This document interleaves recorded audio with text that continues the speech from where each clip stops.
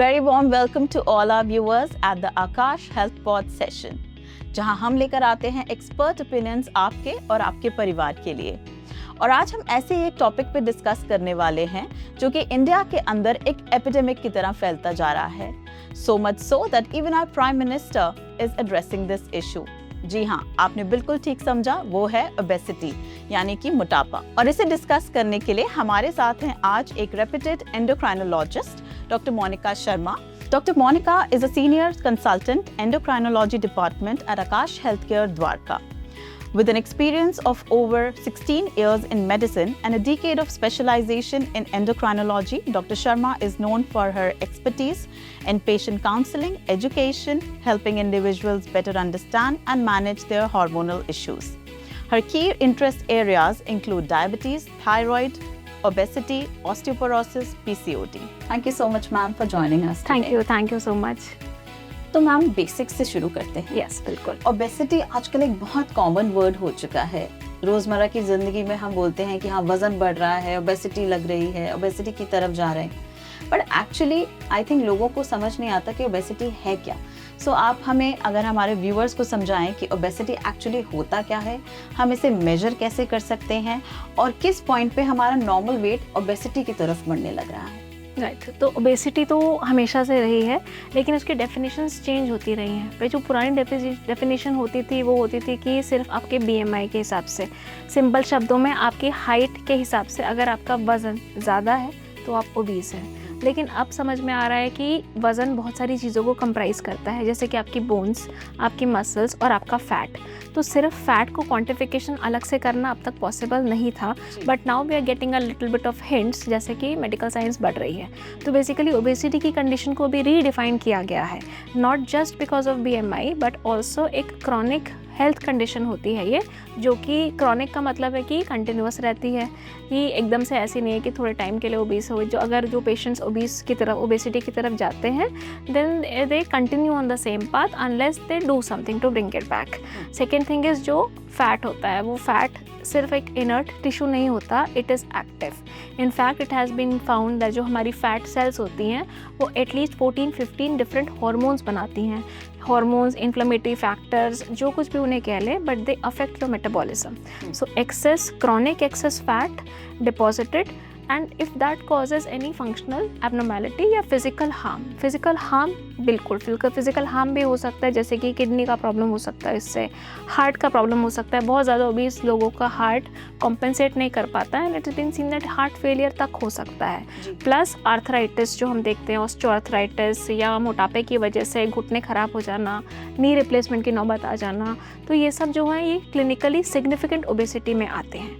अब किसी आदमी जो बोले कि नहीं हमारा वज़न ज़्यादा है लेकिन हमें कोई प्रॉब्लम तो है नहीं, तो ऐसा नहीं है कि वो नॉर्मल है, वो प्री क्लिनिकल ओबेसिटी की डेफिनेशन में फिट होते हैं कि अभी तक ओबेसिटी ने हार्म नहीं किया है बट आगे चल के हार्म हो सकता है। तो एक्शन दोनों को लेना चाहिए, जिसको प्री क्लिनिकल ओबेसिटी है उसको भी और जिसको क्लिनिकली सिग्निफिकेंट ओबेसिटी है उसको भी।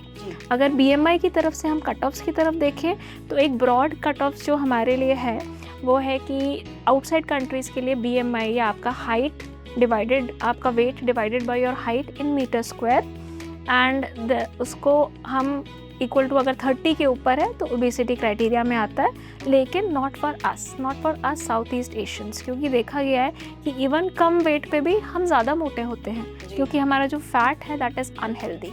तो फैट भी दो तरीके का होता है, एक जो आपकी सिर्फ चमड़ी के नीचे वाला फैट होता है that is called as subcutaneous fat, that is inert, it's not active. जैसे मैंने बताया हार्मोनली एक्टिव फैट वो उतना ज़्यादा नहीं होता है और वो जल्दी चला जाता है, जल्दी वापस भी आ जाता है, तो वो subcutaneous fat is not that harmful.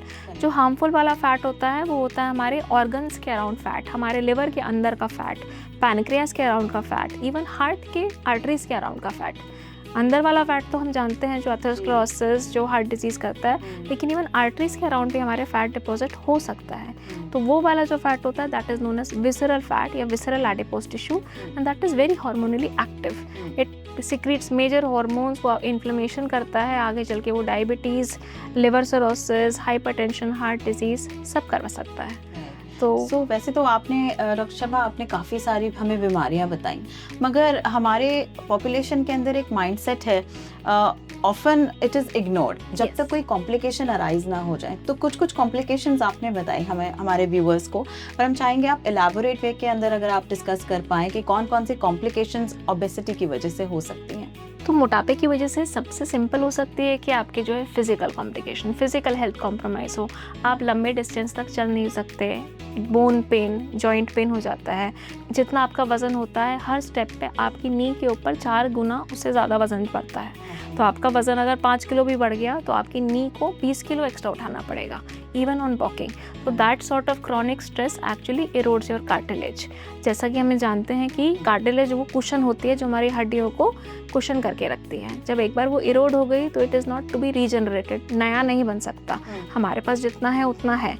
Gradual erosion of cartilage अगर आप हटाते रहेंगे, हर स्टेप पे आपका जो है वज़न की वजह से वो हटती रहेगी, तो over the years it causes osteoarthritis.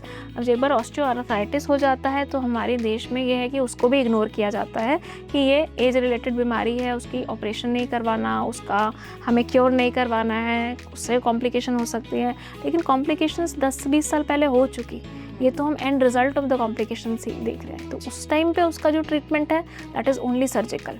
But yes, if we get to it before it becomes a problem, when your cartilage starts hurting, when your knees start hurting, if at that point you treat obesity, तो फिर उसके बाद क्या है कि उसको regeneration कर सकते हैं। फिर भी उसका जो एटलीस्ट इरोजन का जो टाइम है उसको हम थोड़ा थोड़ा करके प्रोलॉन्ग कर सकते हैं। इस तरह से कार्डियक डिजीज़ होता है, आपकी छाती में दर्द होना, आप वॉक करते हो आपको ब्रेथलेसनेस हो जाती है, ठीक है, आप सोचते हो कि वज़न की वजह से है, but it could be due to heart cardiac issues as well. Obesity जब जितना ज़्यादा होता है उतना हार्ट के ऊपर एक लोड होता है, उतना वो बीपी बढ़ाता है। अगर बीपी बढ़ा हुआ रहेगा आपका तो हार्ट को, ब्लड को ज़्यादा फोर्स से पंप करना पड़ेगा और वो फोर्स आपका दिल उठाएगा। अगर heart is a muscle, it beats, you know, it is a pump, it beats 70-100 times in a minute. If you stress it more than that, then it can lead to heart failure as well. Similarly diabetes हमें already पता है, जितना ज़्यादा fat होता है उतना आपका insulin कम काम करता है। ग्रेजुअली फिर insulin stops working, you land up with high sugars as well. So सिर्फ कॉम्प्लिकेशंस अगर आ रही हैं तो केवल उसकी तरफ ध्यान नहीं देना, उससे Root आने cause, से पहले root cause, yes, right, definitely. उससे आने से पहले जो आपको रिस्क लग रहे हैं उस पर भी आपको ध्यान देना है। सो बहुत सारे इंडियंस ना लगते नहीं हैं ओबीस, लेकिन जैसे कि आपने विसरल फैट की बात करी कि अंदर या फिर आपकी नसों के अंदर आपके बहुत ज़्यादा फैट डिपोजिशन हो रहा है, उसकी वजह से कॉम्प्लिकेशंस आनी शुरू हो जाएंगी। या फिर एक लीन बिल्ट है, सिर्फ बेली एरिया निकला हुआ है, स्पेशली डेंजरस। ये हिडन ओबेसिटी अगर हम बात करें तो इसके बारे में प्लीज़ हमारे व्यूअर्स को बताएं। तो यस, इट वाज, इसलिए हमारे जो क्राइटेरियाज हैं साउथ ईस्ट एशिया के वो थोड़े से डिफरेंट हैं। अगर आपका BMI 27 के भी ऊपर है तो भी आप ओबीस कैटेगरी में आते हैं if you are belonging to the south east, मतलब हमारे इंडियन डायस्पोरा वाला जो है, जो जेनेटिक्स हमारे साथ शेयर करता है। तो even at BMI of 27 it has been seen कि हमारे विसरल फैट जो है वो उतना ही होता है जितना एक BMI 30 वाले जो कॉकेशियन या जो अमेरिकन, यूरोपियन, ये रेसेस के पेशेंट्स का होता है। तो इसीलिए वो वाला जो फैट है वो ज़्यादा डेंजरस होता है, वो दिखता उतना ज़्यादा नहीं है। उसको क्वांटिफाई कैसे कर सकते हैं? वेस्ट सर्कमफ्रेंस से। वेस्ट सर्कमफ्रेंस का मतलब होता है आपके जो पूरा एनसर्कल करके आपके कमर का, ब्रॉडली कमर का माप, वो एक स्पेसिफिक एज पे मतलब एक लोकेशन पे देखा जाता है, ना कि अम्बिलिकस पे। अम्बिलिकस से थोड़ा सा ऊपर एंड आपका जो कमर का माप है, अगर आपका कमर का माप मोर देन 90 सेंटीमीटर है being a male and more than 85 centimetre है being a female, then in Indian cut off you qualify as obesity as well. Waist hip ratio एक दूसरा मेजर है, बट वो कंफ्यूजिंग हो जाएगा। Waist circumference is easy one, जो आप जिससे आप देख सकते हो कि आप थिन हो, वैसे दिखते नहीं हो, लेकिन अगर आपका वेस्ट सर्कमफ्रेंस मोर देन 85 है then you are in obese category as well. ये तो आपने बहुत ही हैंडी आपने एक एक्सप्लेनेशन दे दिया हमारे व्यूअर्स के लिए कि कैसे हम डिफाइन कर सकते हैं कि क्या हम ओबेसिटी की तरफ बढ़ रहे हैं या हमारा विसरल फैट अगर हमारी बॉडी में ज़्यादा आ रहा है। सो डॉक्टर मोनिका, मेरा अगला सवाल रहेगा कि इसका रीज़न क्या होता है ओबेसिटी का? क्या हमारे सिर्फ खाने पीने से रिलेटेड होता है? आजकल की कॉर्पोरेट लाइफ के अंदर स्ट्रेस भी बहुत ज़्यादा हो गया है, या हम एक्सरसाइज भी करते हैं कुछ लोग, तब भी हम उनको ओबेसिटी की कैटेगरी में लेते हैं। So let's not define it as just मोटापा, बट एग्जैक्टली इसका कॉज किन रीजंस की वजह से? एग्जैक्टली उसका कॉज वही है जो हमारी बॉडी की 90% बीमारियों का कॉज है, वो है हमारे genetics. okay, because you can do an healthy lifestyle, you can eat healthy, you can exercise, but if your genetics are not in your favor, there is only so much जो आप कर सकते हो.